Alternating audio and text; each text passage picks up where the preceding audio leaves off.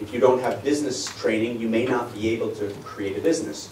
So we work with the folks, with the people, and we help create the design of the project. Then we fund the project. Again, we don't go to government, we don't go to church, we don't go to USAID, any large organizations or nonprofit organizations for money. The money for the project comes from Dean's Beans. It comes from our cash flow, from our profits, and sometimes I have to take out a private loan with my name on it to get the money to do this. But that's my commitment, it's my business. So we fund the project. So what are the projects I'm talking about? Okay? A great example, women's health in Guatemala.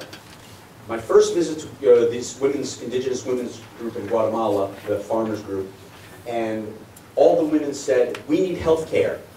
There's no doctor, no nurse, no clinic for 50 miles. If somebody gets sick or breaks their arm, or a mother is giving birth, she can die. We don't have any health care here. So they said we need training, at least so that we can do primary care and do the minimum things necessary to stabilize somebody for the long trip to a hospital. So we created a project, but what was important is we needed to get funding for the project that would be ongoing. So we came up with a very innovative solution, and this is the first time ever that this was done. Now, other people are doing this, but this is the very first in the world. We took the Women's Health Program and a microloan program and put them together so that every woman who received healthcare training also received a microloan to create or increase her family's business. Now, usually, I think many of you might know about the microloan programs, microloan banks. Usually what happens is an outside organization comes in and runs the bank in the community. Women get the loan, then every month the women pay a little bit back on the loan, they put a little money in a savings account for each woman, and then they pay interest to the outside organization for running the bank. The problem is that rate of interest may be very, very high, and usually the organizations justify it by saying, well, they can't get credit anywhere else. So we're giving it to them at a very high rate of interest, but it's better than nothing. So that's how it gets justified. And in fact, one of the big problems with microloan industry around the world is many organizations are starting to do this now because the interest rate is so high. So it's becoming less a social entrepreneurial thing than just a money-making business. And consequently, the rate of failure is going very high now because of the different model. But we said, this doesn't work. We don't want this to be like this. So what we did was we got rid of that other organization. We hired the organization to come in and train the women to run the program themselves. And I remember the organization, the people in charge of it said, oh, no. Indigenous people can't run a bank. They can't do that. They don't have the intelligence. I said, okay. They said, we don't work for indigenous people. Indigenous people work for us. It's some racism there. We said, okay, if you want to work with us, you have to come in on a contract and train the women. And they said, okay, we'll try it. So they came in, and for 3 months they trained the women. We paid them for that, and the women ran the bank. So how we made the bank different is each woman gets her loan. Every month the woman pays part of the loan back to the bank. And who's the bank? The women. Same, right? It's the same people. So the women pay part of the loan back. Then they pay a savings component for each woman, so she has her own savings account. And the interest, instead of going to that other organization, we put in a fund for the bank. And after about 2 years, there was enough money generated by the interest to pay the administrative expenses of the healthcare program. What does that mean? That means after a few years, the program was funding itself. So the women with their small businesses were funding their own healthcare program. And it became the first self-funding women's healthcare program in the world, in Guatemala. These 44 indigenous women, none of them could read, none of them could write, none of them could do math, but they ran a successful village bank. for themselves, which generated healthcare training. So this is my first and still my favorite program. It's still ongoing in Guatemala. Let's carry on. I'll just give you a few more examples. But you can see we're talking about innovation and entrepreneurial skills interjected into social justice situation. In Nicaragua, the farmers said, our biggest problem is landmines, explosives under the ground that were put down during the war 20 years ago. Landmines stay forever. Last summer, a man in Ethiopia lost his leg to a landmine that the Italians put there in World War II. And it still worked. So every week somebody gets hurt by a landmine in the coffee fields of Nicaragua. So we created a program with a local organization that did prosthetics. They made the legs, they made the arms right there. So we said, okay, this is good. We can give money to that organization, but that's not how we work. We need to find a way to generate income.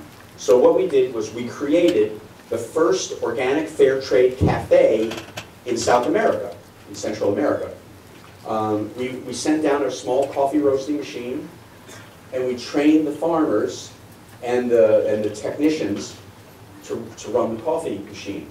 And so this cafe became very popular, and all of the profits from the cafe fund the landmine program, okay?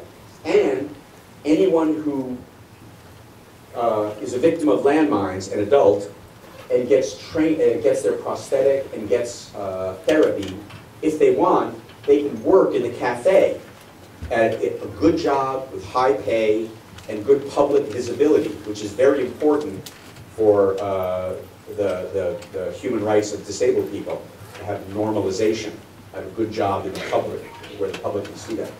So that's been a very, very successful program in Nicaragua. In Peru, a lot of the land the trees were cut down by large-scale development programs that the United States government funded in the 1970s. And we worked with the indigenous people who were growing coffee there, their land, to create a program to reforest the lands. And we said that for every pound of coffee that we sell, we will plant a tree. And so we started out, it was only about 800 trees the first year. Now, there are about 200,000 trees. The farmers chose the kind of a tree. It's a hardwood tree that's native to the Peruvian Amazon. They chose the tree, and they get paid to plant the trees and guard the forest. So that's a very, very successful program. We also do a lot of marketing work with those cooperatives in Peru to create products to sell locally. Not only internationally, but to sell locally. So they're doing coffee locally, they're doing honey, they're doing clothing and pottery, and very successful programs. In Ethiopia, every village I went to, the farmers said the same thing: we need water. Ethiopia is having a terrible drought. They've always had a dryness problem, and the water that they get is very far away from the villages and is often polluted by the cows, by animals. So they said, we need water. So we created a program where we started a fund, and the co-op borrows the money, and it builds its well, and then it pays back the loan 1 cent, 1 penny a pound when they sell their coffee.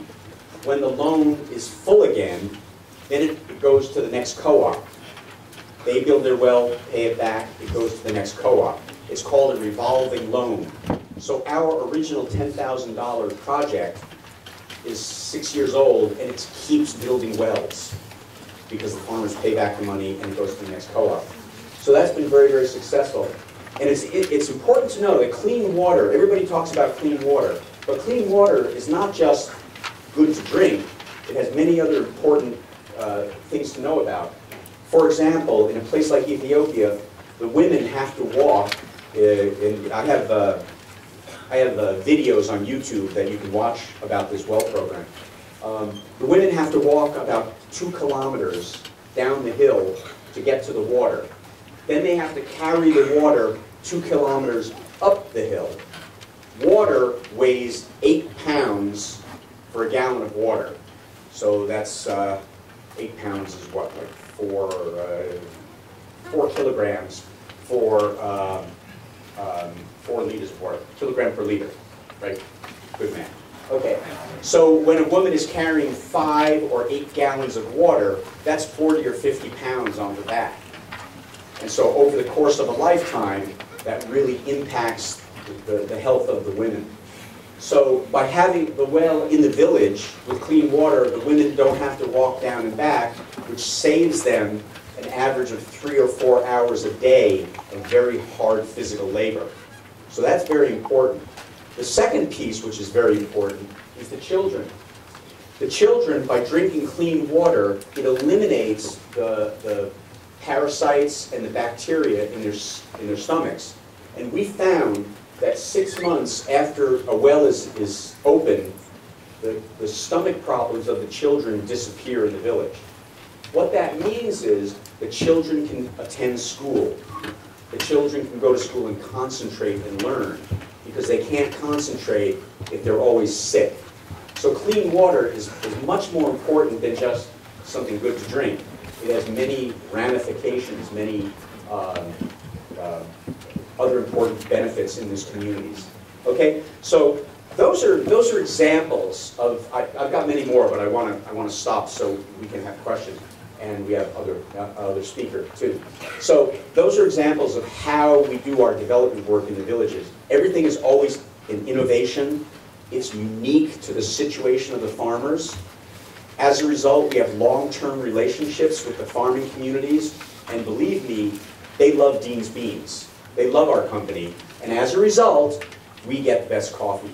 I mean that. The farmers always say, if we have a choice between giving the coffee to Starbucks, and I mean this, you know, I went once to Ethiopia, and on the table were 2 contracts, Starbucks and Dean's Beans. And the farmers said, who do you think is going to get the better coffee? You're going to get the better coffee. You pay us better, you work with us on these projects, we have a long-term relationship with you, so we want to support you like you support us. So that's how we've pulled together social enterprise, social justice, social change into a business that I find to be very fulfilling for me. So I hope this has been informational for you and inspirational, because each one of you will find your own way of expressing your desire how to change the world. I know you'll succeed because this is a great program you're in with great deans and great professors. And so thank you very much, and we're going to have another speaker who has wonderful experience right here in Taiwan, and then we'll have a chance to talk together, okay? So thank you very much.